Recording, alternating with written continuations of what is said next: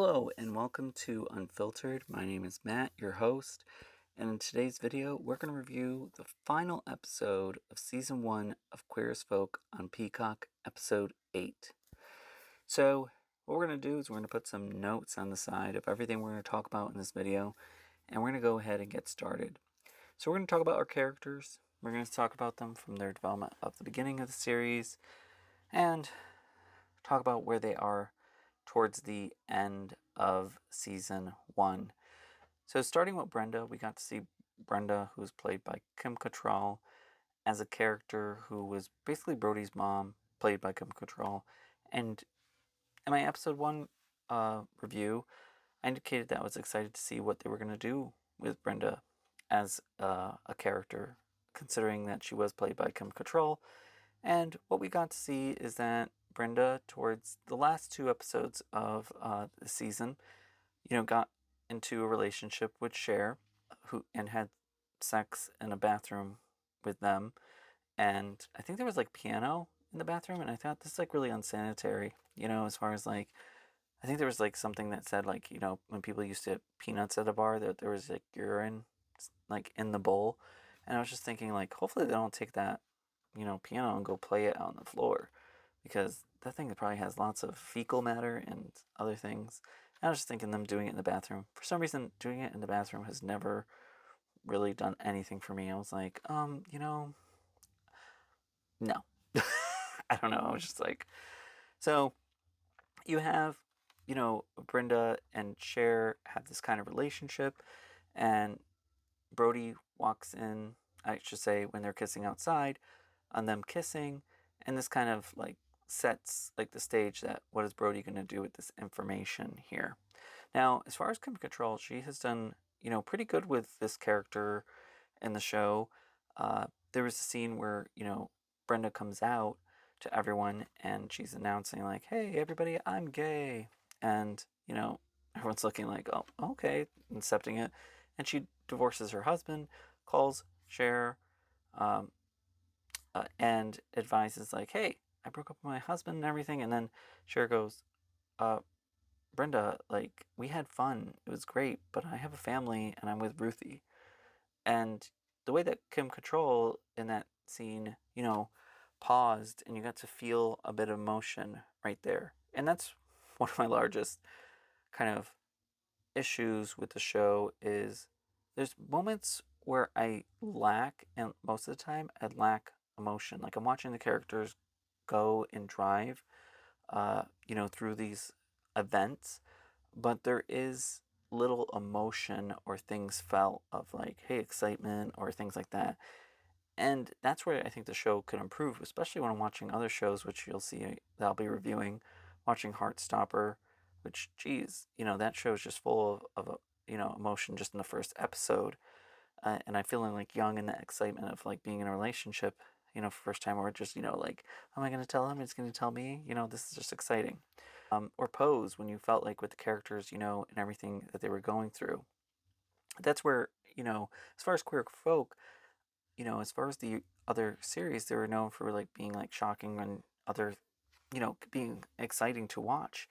And for this, and I hate to say it, I've was like, well, lots of the characters have ended up, being in the same place at the end of the season with a little bit of development. So we'll talk about that more. But for Brenda, you added this element, and I'm not sure if it's going to work out. And to tell you the truth, I don't really want it to work out between Cher and Brenda. Yes, they're very similar, but I mean, I get to see a little flirtation. I'm like, oh, that's nice, but I don't see a future. And I think it's because the way the characters and maybe have been developed. I mean, there's only 8 episodes, so how much could they do with how many characters there are? And that's one of the largest problems that you get to see and realize when you look back at season 1. So for Cher, Cher announces that they're going to get married with Ruthie, and all of this is because they feel guilty about them being with Brenda and in that relationship. And it was also interesting to discover in the last episode that I didn't even know this, and I feel like, was this even mentioned somewhere? That Cher is a teacher or professor, I had no idea, to be honest. I must have missed that completely.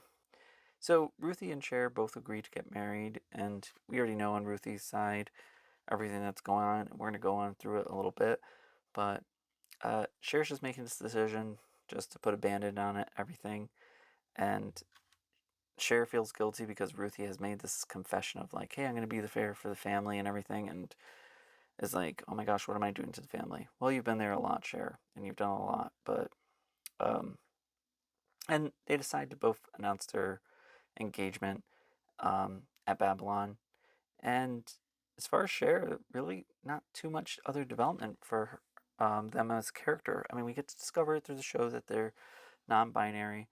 And if you look at my other episode review, I'm not sure if it was necessarily done too well to discuss, you know, I mean, if this is the first non-binary character I'm seeing, as far as like, especially a gay TV show, LGBTQ plus TV show handle, I'm not sure if they necessarily did it very well because like I just found like the scene where they were maybe being discriminated against, kind of not speaking well to the characters and didn't really give me a sense of like, okay, for Nate being non-binary, one of the largest issue, at least the way the show conveys it, is being known by your correct pronouns, and that's where it kind of stops. I imagine there's something more, to this than just like having that subsurface, kind of definition. And I feel like, it's probably a missed opportunity there. But again, Cher's like a secondary character, I guess. I don't know. The way they even handle the main characters, we'll get into that. And I mean, let me back up. I did enjoy the show, all right, but this is like me just being open and honest, unfiltered with at least how I'm kind of seeing things in regards to it. So then we go into Dadius because he does make an appearance, and throughout every single review, I have nothing nice to say about the character, and I feel terrible because, you know, rest the soul of the character died in episode one um, for the events that happened in Babylon. But the events in Babylon should have been made me feel a certain way, especially with the loss of Dadius, maybe discovering like, oh my gosh, this is a character that I've missed out on knowing. I wish I would have had maybe potentially more, feeling sad that they're gone. But with each instance that I see Dadius, I'm actually kind of glad that the character's not there in every episode because Dadius is like basically a carbon copy or of Brody. So they're very similar. They're both very annoying. And Dadius appears at the club, gives in Babylon, to a vision of Brody seeing him standing there, and Dadius gives Brody the middle finger, and I'm like, I'm okay with that. I have no problem with that. Yeah, go ahead and do that because I don't like Brody. So, and then you know, Brody sees Dadius driving the cab when Brody's deciding like, hey, I don't want to be here anymore, and he gives Brody this advice of like, hey, you should be honest and, didn't is an important thing of like telling people the truth and, whatever speech he's giving about telling the truth about, seeing Cher and Brenda kiss and needing to tell Ruthie the truth when really, if anything, Brody would just do his own selfish reasons just to have someone not be mad at him anymore. And that's the only sole purpose of it. And it's kind of interesting having a character like Dadius give like a lesson and how to act and treat people when the character has been nothing but kind of uncaring and just a character. So I was like, okay, so Dadius, maybe this is the last. I don't think in season two you need to even show or give any more screen time to Dadius. And um, that's not an insult against the actor because the actor is doing their job. It's just unfortunately they gave him such a annoying character, which is just really does nothing for the events of Babylon. And as far as like a closing to see Dadius at Babylon at the end, I think it could have been a much more emotional thing of like, wow, this is the last time I saw Dadius here, and just like seeing that and having that atmosphere and the music kind of play into that. But um, he gave him a finger, and it kind of was like, psh, no emotional thing. Kind of lost opportunity there. So that brings me into like Brody. So what we've just seen through episode 1 through 8 is like Brody just wandering around like being a mess. I mean, you've seen like Brody like kind of think these crazy things. Like he thinks that Julian's gonna apologize to him. When what reason does Julian have to apologize to you? Come on. I mean, really. You see like I mean, Brody jumps out of school. You know, to each their own. Okay, fine. But he's like judging Noah for going out with Dadius, and well, actually, maybe since I know Dadius, I kind of judge you too, Noah, because what's up with that? Uh, because I really he's annoying. Uh, I could see maybe why you would want to date him if you liked Brody and you just like annoying people. Sure, go ahead and date Dadius.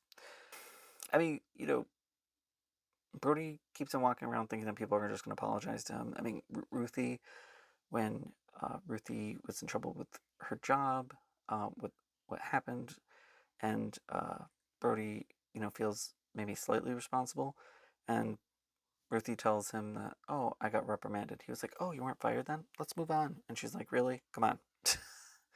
But everyone keeps on forgiving Brody despite the character really showing hardly any redeemable qualities. Um, I mean, he has like instances in the beginning of this season and at the end. But other than that, like he's he's just I feel like Brody did not have any development whatsoever as far as like the character being able to learn anything or develop anything or me developing a connection. Even when Brody does like shrooms and everything goes to this trippy illusion, supposedly he's learning a lesson. I have no idea what he's really learning because he comes out of it being exactly the same person. Um, Apparently, that weird kind of illusion and a trip that he had led him to discovering something else, but we'll get into that a little bit.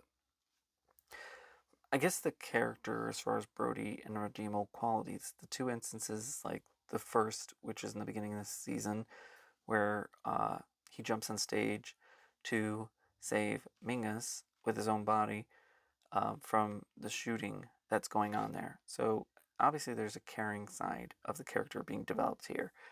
And then at the end, when Mingus is having, kind of a breakdown after performing on stage at Babylon, going back there, Brody comes on stage and comforts Mingus, and even goes backstage to check on Mingus before Mingus goes on stage to perform. So those are all good inklings of somebody caring, and I think that could have been here and there with, if you want to keep it, the annoying aspects of Brody to show like he does care, and maybe this one person is bringing out that side of him.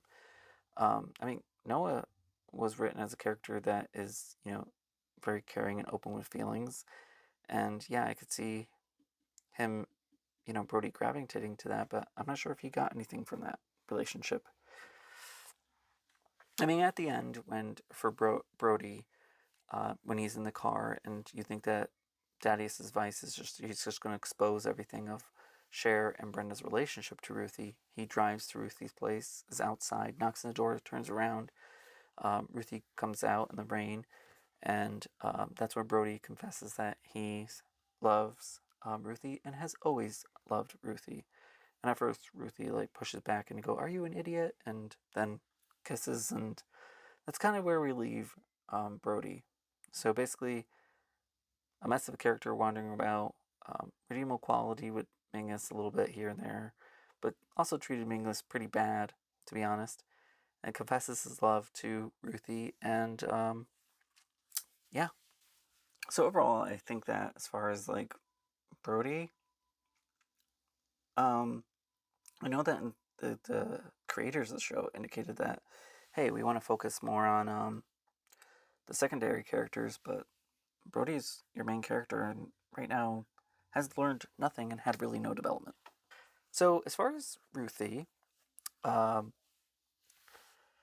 in the early parts of this season, Ruthie was described by Cher as being a person who cried and was caring and sensitive, and we didn't see any of that hardly.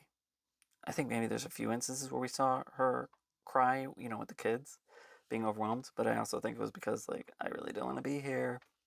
I don't want to be a mom. Um, and we, for the most part, saw the complete opposite. You know, abandoning Cher to be with Brody.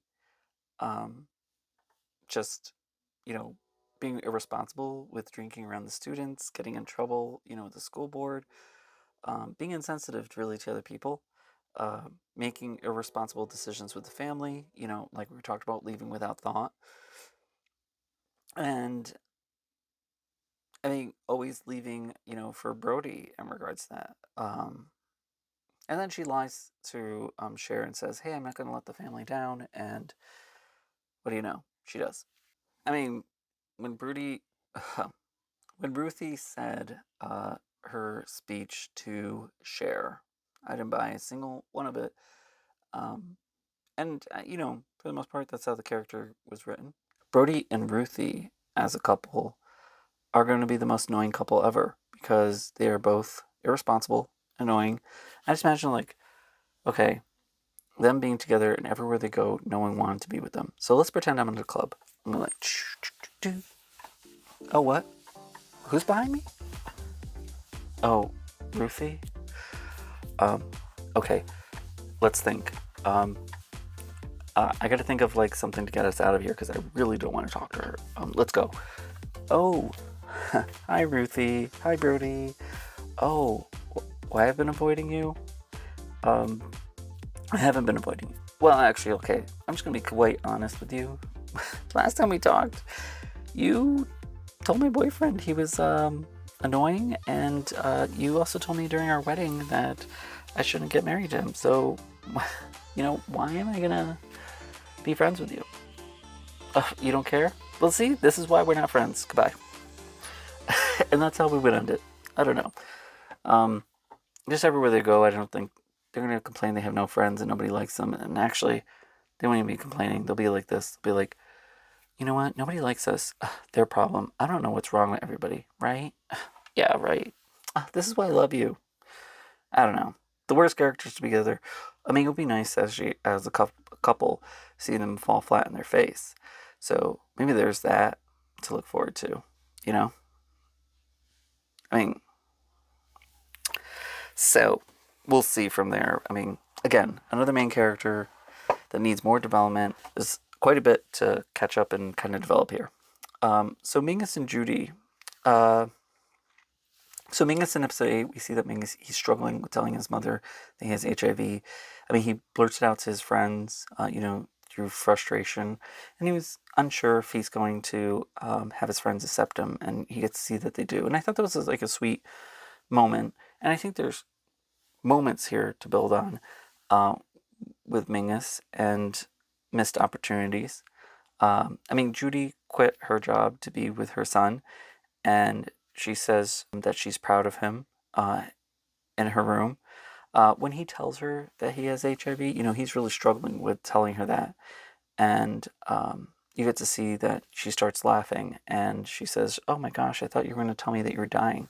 And here's where it's interesting because for other TV shows and movies, especially with gay characters, when they get HIV, you get to see that it's a terrible, tragic event. And watching a show like Pose, like that was emotionally draining, but really good show. And here you're getting to see that the way that Judy reacts is, uh, I'm not sure if like lots of parents would react that way because seeing your child in pain. And again, I'm not criticizing Judy as a parent. I'm just saying, knowing that your child is going through something difficult and something that is hurting them, I would not want my child to be feeling that as well. I mean, maybe it makes him feel better, and that's what, you know, she looks at it as. And it seems like Judy is probably well educated as far as like, medications and things being out there. But still, I think it's probably, I think it probably, in realistic terms, a majority of parents, even if they are very supportive of their gay child, um, would still, have some emotion of discovering that news with their child and saying, of course, I'm going to be here. Maybe there'll be more parents that will be more accepting nowadays than in the past. So it's interesting to see how the show handles it, how times have changed. Uh, So that's very interesting.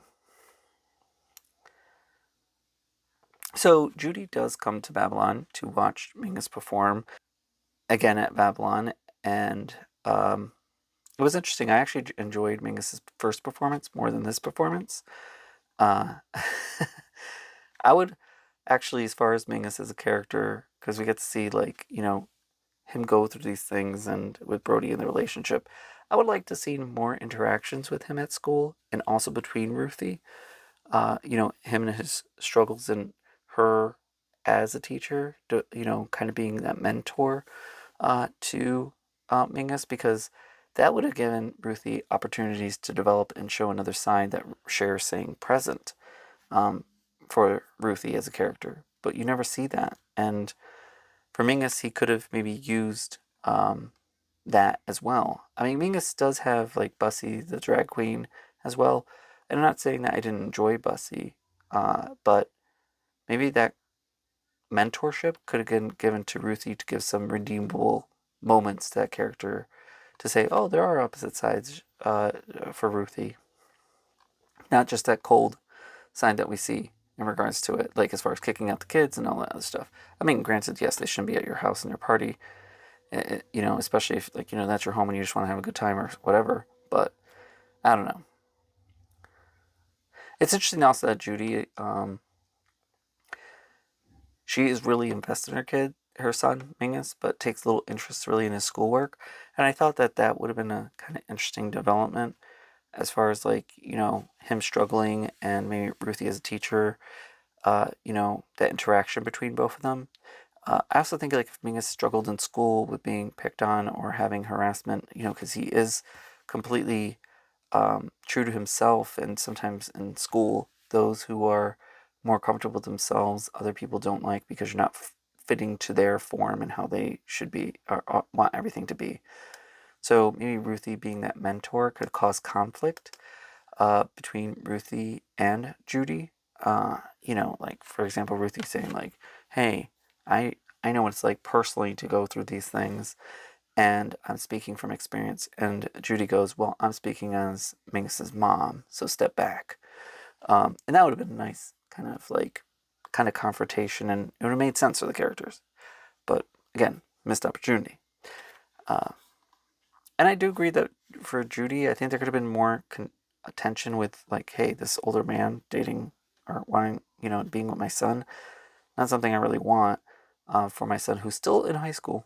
Um, and then we go into Noah and Julian, and we got to see some development, and then towards the end of the series, it kind of drops. And I hate to say this because I really do like Noah, and I like Ryan O'Connor.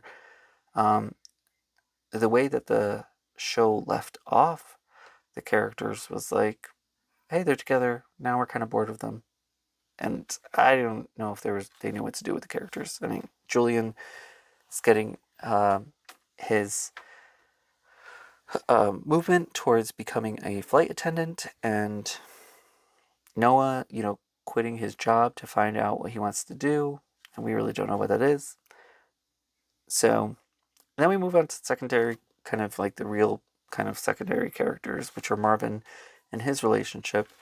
And I enjoy the actor who plays Marvin, and you get to see like this hot and cold thing going on. But to be honest, there's little development and back and forth, and there was so much more time that was needed for the other characters. I kind of feel bad, as far as Marvin as a character. Like, if you were going to utilize the time for the character, maybe you could have, I don't know. I feel like, I hate to say it, like, maybe in this episode, in this season, there would maybe be less development for the character because I felt like it was going nowhere. And was taking away time from other characters who didn't really have any development either. So I'm trying to figure out in my mind how I feel about Marvin. And then for Bussy, we know that Bussy has this other partners, also HIV. I think Bussy indicated she's HIV positive. So going overall, the whole series is the good is the cast. I think like Kim Cattrall, Jesse, who plays Ruthie, really good. Ryan O'Connor, good. And all the cast is all good. Um, I think the not so great is the lack of character development, the lack of feeling, especially when I look at other shows like I go Heartstopper, Pose. I think that season one could have had more feeling and dealt with more in-depth subject matter.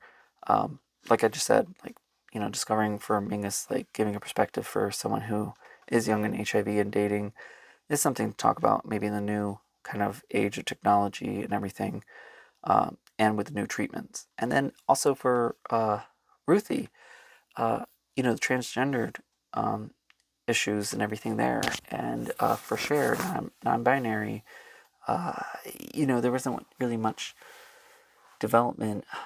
And I think that there's opportunities for the show to talk about some things. I mean, right now we know that through schools, like curriculum is very controversial as far as like individuals saying that, hey, they're exposing your children to being gay and trying to indoctrinate. And maybe the show could have a perspective in that. As far as like Ruthie's just trying to do their job and it's not boasting, is just trying to live their life and be a functioning member of society and support their family. It would be good if the show kind of took more strong stances in that and felt like it was a purpose rather than just be like a thing to talk about just to get that the characters need to experience, but to deliver more conversation around the subjects. And I think as far as the side characters, I feel bad because with having only 8 episodes, you really don't really feel like you have time to really or want to really dive into the stories. I think there was a few areas where I was like, meeting Noah's dad, I'm not sure if I'm really interested. Or like certain things that they would go into. I was like, I'm not really sure if we're wasting our time here. Chop chop. I mean, we only have a few episodes left. What's going on? So, in regards to that, overall, I'm just gonna leave it with this. The show, as far as Queer as Folk, do I recommend watching it? Yeah, sure. If I would say, if you're looking for a show, that has, as far as gay entertainment on TV and something, that could be potentially something for you to enjoy, yeah, I would definitely recommend to check it out. Now, are you going to be moved by it? Are you going to feel something? If you want to feel something, is it going to really be an experience? No. But does every single show need to be experience? And as far as gay content, no, it doesn't. So I think that this show does have its place.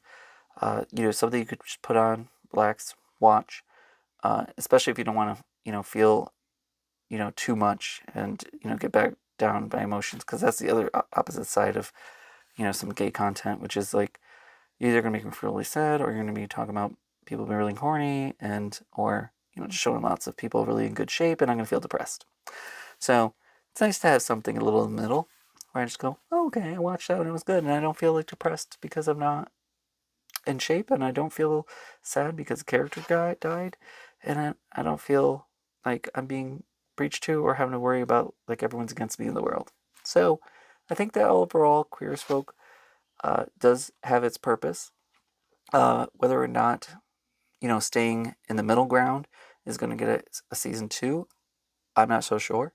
But what are your thoughts on season 1 of Queer as Folk? And tell me if you disagree with any of my thoughts. I'm open to any conversation. It's okay. I was just being honest. Thaddeus is not my favorite character. So if you like what you're seeing, you can like, subscribe, leave a comment, hit that notification bell. We're going to review other TV shows and talk about other topics on this channel. And I hope you stay with us. But other than that, I hope you have a nice day and thank you for watching. Bye.